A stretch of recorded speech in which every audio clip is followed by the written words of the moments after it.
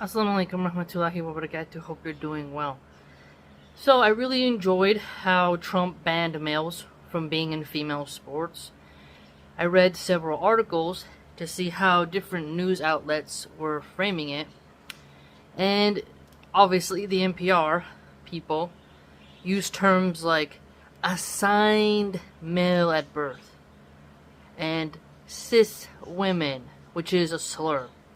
If you look at the way cis is sounded out, it sounds like cyst, which is not something you'd want on your ovaries or inside your body. Now, it's important that we appreciate, I'd argue, the fact that finally common sense is returning, where males can no longer invade our sports. And just remember how it was the liberals who said that men cross-dressing as women, even if they put on lipstick and grow their hair to their shoulders, they're considered women. And if they have an intact male organ, they're still considered women, and they have the right to walk into the locker room and see your nudity. And if you don't like it, you have to hide from them, but they have the right to just walk in, and when they expose themselves to you, you just have to accept it.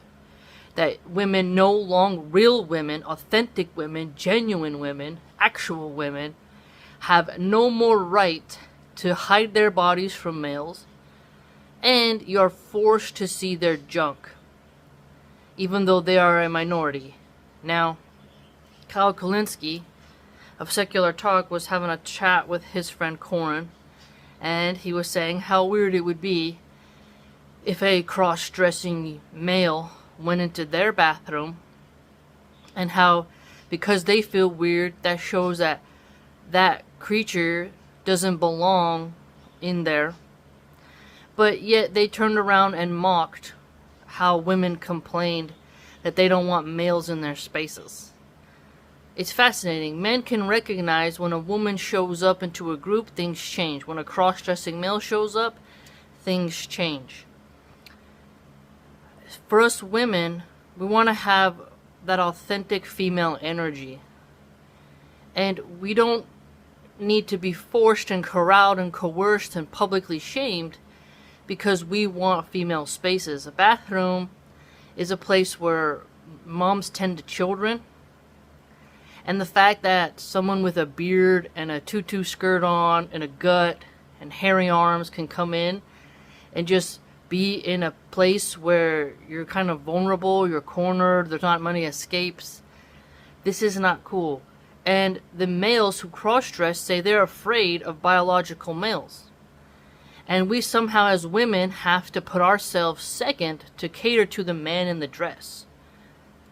Plastic surgery doesn't make you a woman. I don't care how much lipstick and $100,000 worth of plastic surgery you got. You don't get to come in. And remember, they'll argue as if every male that wants to come into your space passes. They call it passing. But if you look at it, there's going to be those who don't pass. And that means you're going to be forced in there with them. I don't want to be in there with anyone who passes or doesn't pass. I think that we women don't have to fight for the basic right of having males out of our spaces. In Islam, men and women have that right to their own spaces because we don't do free mixing. And I think that's wonderful. And so, it will be nice that we won't have men punching women in the face for entertainment anymore. And that we will now have some safety in the restrooms and in sports and in locker rooms. And hopefully the gyms and stuff like that affect it. If you recall when Planet Fitness allowed men to go into the bathroom, and they had a huge case where a guy was in there just wearing a woman's shirt, right? And meanwhile, the women are complaining, and then Planet Fitness wanted to cancel those women's memberships. And this guy had short hair like a man. He wasn't wearing makeup, none of that. He just had on a lady shirt. Okay? You have to recall how embarrassing it is as a woman to be forced to undress and be in a private space with the opposite gender that you did not consent to, that liberals are forcing on you. And Trump was smart. He signed this around a bunch of girls. And you have to remember, liberal women are fine with strange men coming in and seeing their kids' nudity.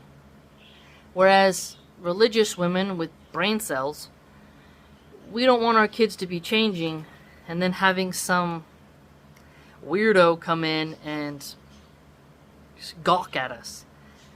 And you have to remember, women are physically weaker than men, and even though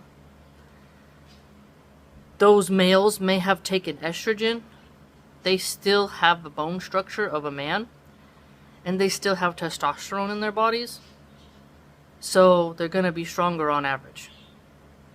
So it's important for us to remember that we have to protect ourselves. And there's also women who, they're more shy and they don't deserve to be browbeaten into submission so that a man can look at their body as they get dressed, you know. So I'm pleased with this executive order. I have a feeling though that it'll be undone in 4 years if a Democrat gets in office. We'll be right back to where we started, so it'll just be a never-ending battle of keeping males out of our spaces, you know. But at least for now, women's sports will be more protected, inshallah. Let me know what you think. Please like, comment, and subscribe. Join the vlog. I forgot to mention that there was a federal judge who blocked this executive order, but we'll see how it pans out. I forgot to mention that. So, you know, pray that this executive order sticks so that we women can be protected from the invasion of males in our private spaces.